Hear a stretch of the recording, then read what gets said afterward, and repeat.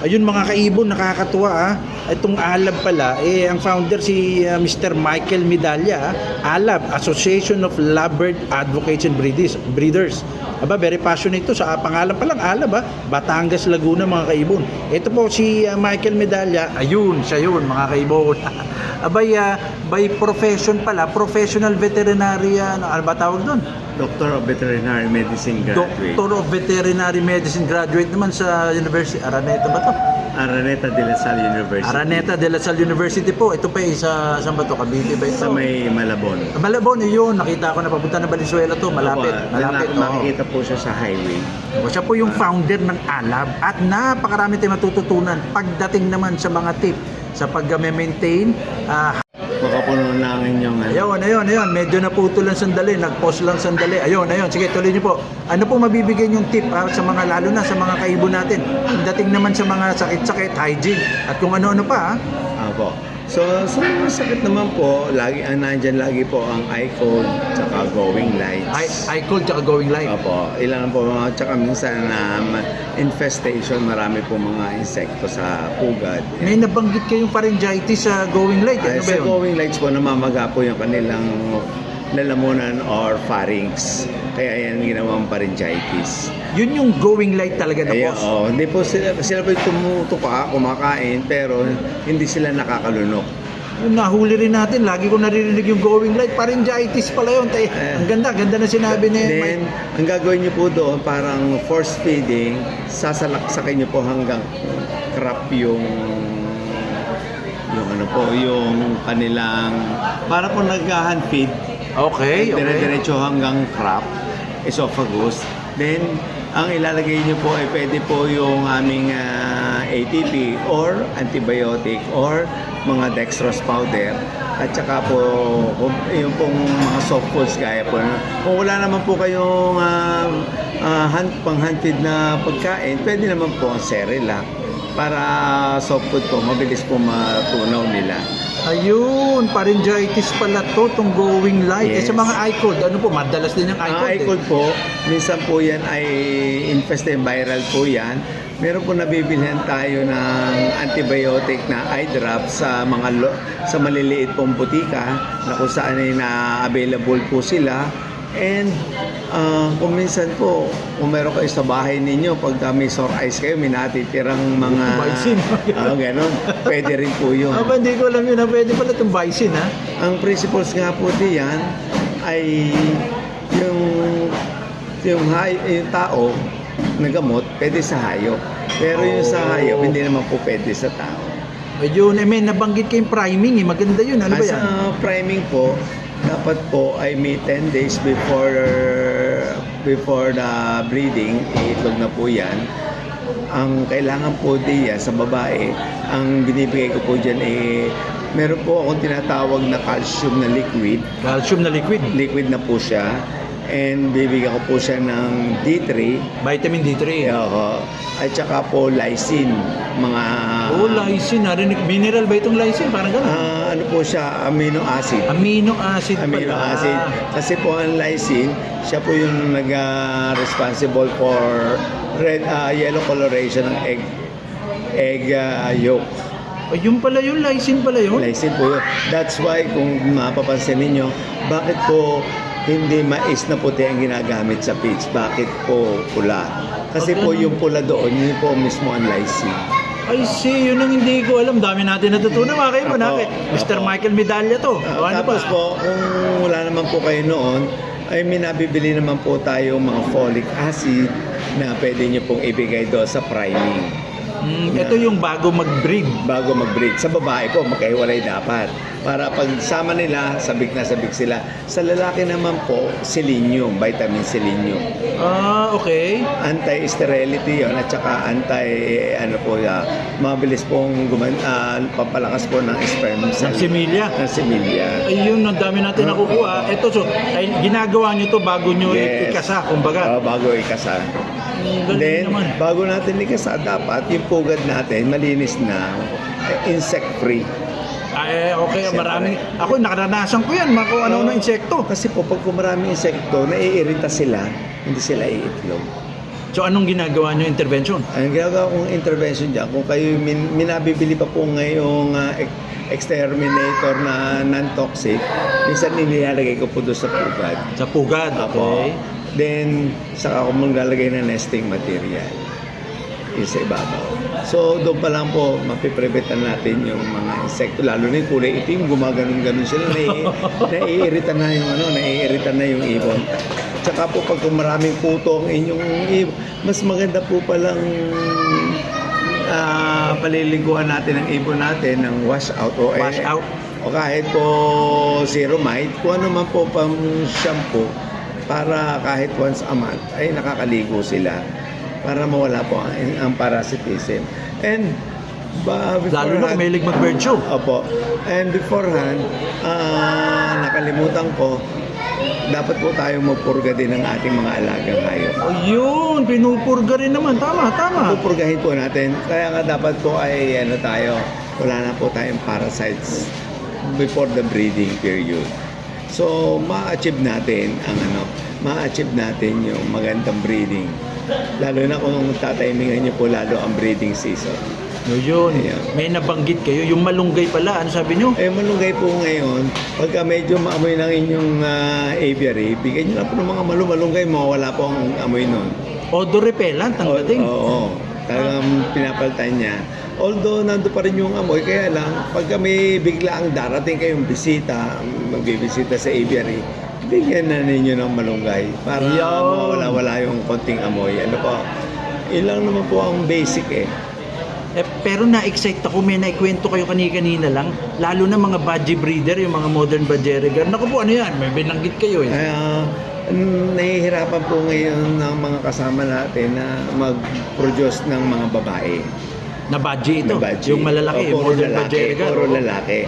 Although sa percentage ng hatchability, dapat yung 50% babae, 50% lalaki. Although ngayon, mas dumadami ang lalaki.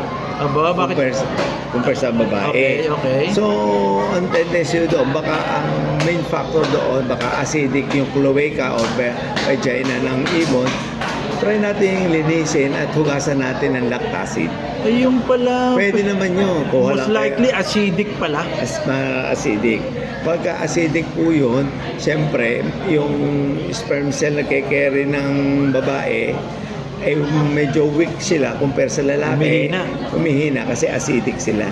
Mas nauunang lumangoy yung mga lalaki na sperm cell. Ayun, ang ganda naman ng paliwanag. Sa genetics. So, ganoon din po sa depende po yung sa acidity ng ibon, ng vagina ng ibon. May nabanggit kayo kanina yung tungkol sa fertility. May ginagawa kayong AI, yung artificial... Actually po, pwede na po ngayon. Sa ibang bansa, inaano na po yung artificial insemination.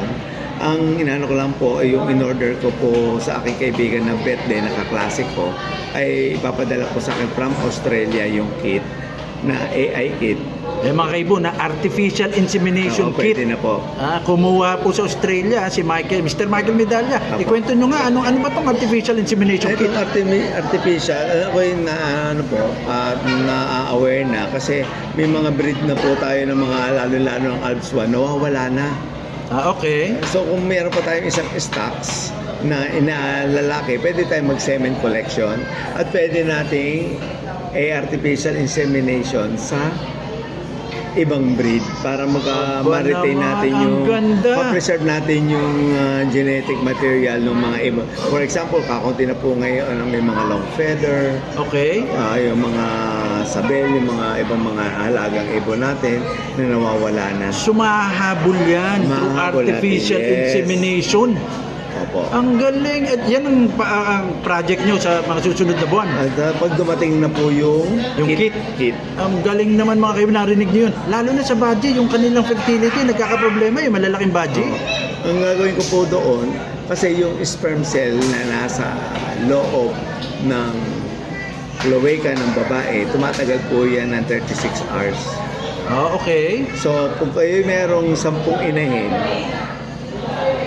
kaya niya i-breed kahit isahon lalaki. True. Yes. artificial insemination. Pwede yun. Kaya nga napapansin niyo, Ayun naman. yung susunod na itlog, lumalabas yan 2 to 3 days. Mga kaibon, may tip tayo dito. Ang ganda. Makikinig ang mga modern Bajerigal breeders dito. Ha? Isa, kung meron Pero kayong... wala pa pong Wala pang kit sa ngayon. Wala pang kid, hindi ko po siya as research kasi wala pa. So, it is possible na matugunan yung problema na Kasi nandun na yung technology. nandito na po ang technology. Ayun. So, yung iba ko pong nakikita, may kit na, nabibiling tube, yung capillary tube na ginagamit sa dugo ng tao Pwede. for semen collection. Aba, Ang problema po yung pag i-introduce niya sa loob ng cloaca, kailangan po ay may kit talaga noon na siya ang magpupush ng mga sperm cell papunta sa loob. Ayan po mga kaibon ha. Alab founder Michael Medalla, professional vet, kaya naman itong mga professional advice na to, abay ulit-ulitin nyo itong vlog na to para mahuli nyo yung mga gamot at kung ano-ano. Doon ako natuwa sa artificial insemination, maraming masasagip na yan ha, mga linyada. Ha? Lalo na po kung kayo meron isang high-end ngayon na High-end na mutation. kung ikaw po ay may magpa-project, anytime, pwede mong gawin. Ayun. Advantage pa rin po yun. Ayun, ayan po mga kaibon ha.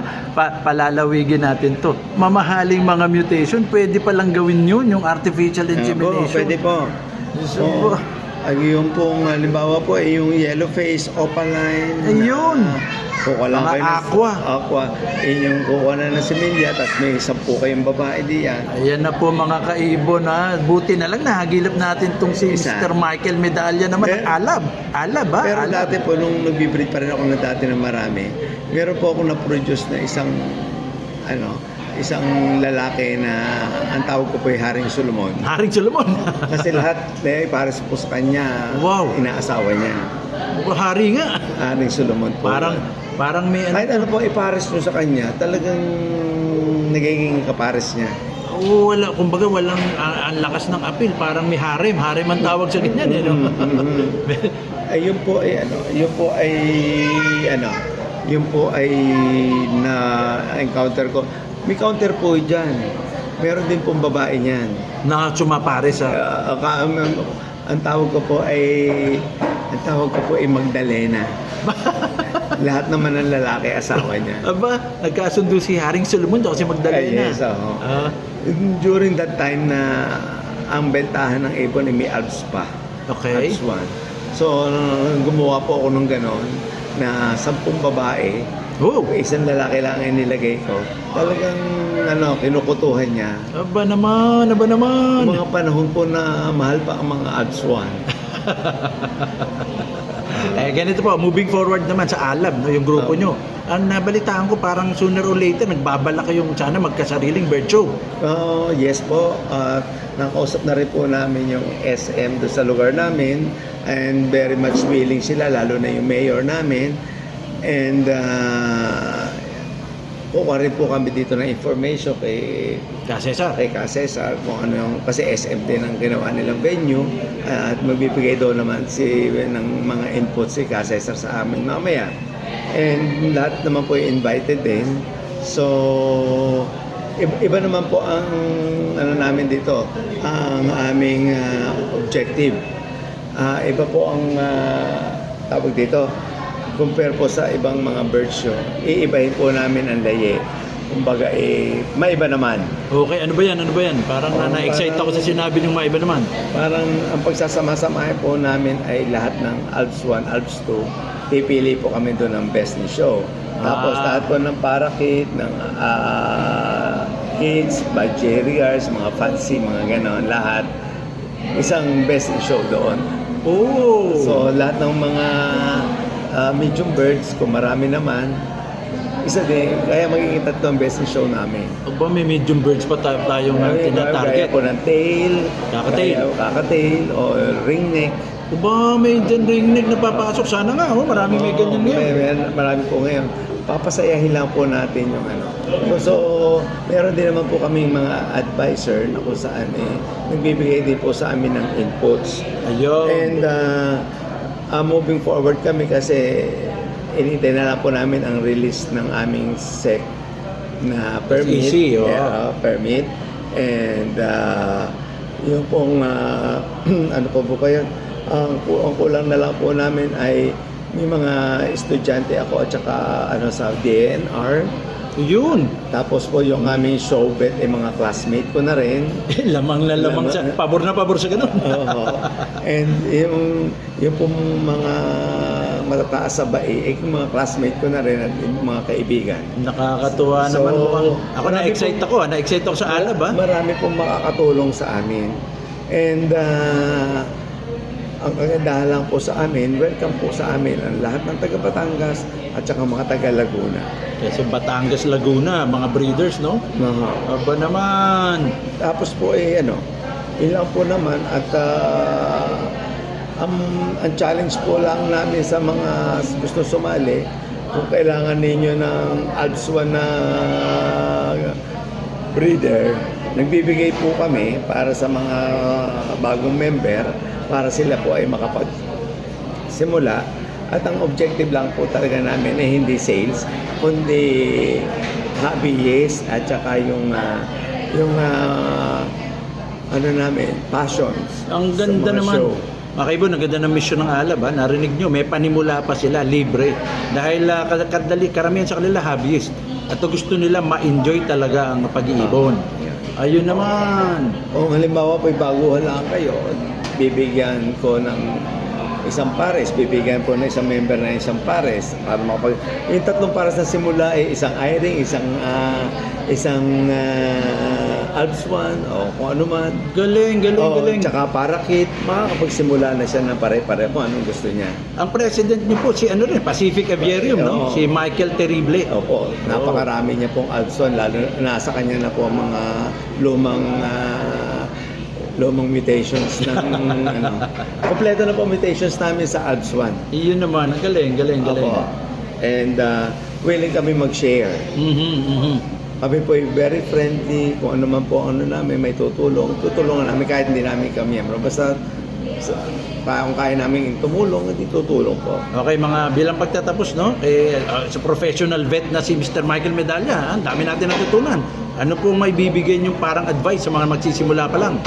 Sa mga magsisimula pa lang po, ay pili lang po kayo ng ibon na gusto ninyo, na willing nyo, na kung saan i-consider nyo rin siyang pet ninyo. Kasi pagka tayo ay may banding na sa ating mga pet, ang alaga niyan dahil pag-aalaga na ng kapamilya. Iyon, tama naman talaga. Apo. So, yun lang po. And ang maganda po diyan ay talagang kahit wala kayong pera, makakapagsimula kayo. Galing ng mission mga kaibon. Alab po yan mga kaibon ha. Association of Lovers, Advocates and Breeders. Yes. Batangas, Laguna area. Yes. Alab, abay, totoo naman mo. Ang passion nila, nag-aalab. Ang kanilang mission, nag-aalab ng pagbibigay ng tamang kaalaman at suporta sa mga bagong mag-iibon.